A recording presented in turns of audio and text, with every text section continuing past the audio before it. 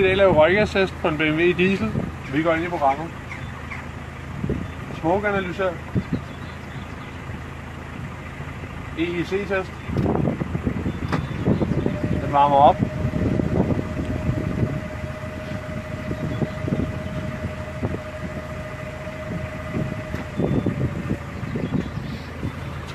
Vi er nu klar til at sætte udstødningsslangen ind i udstødningen.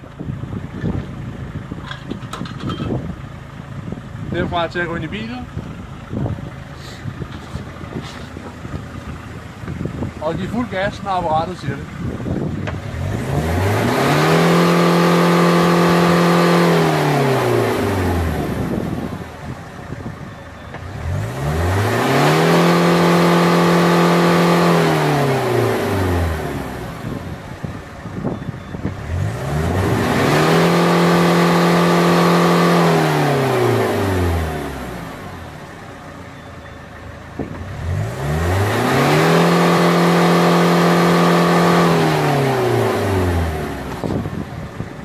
Testen er nu færdig,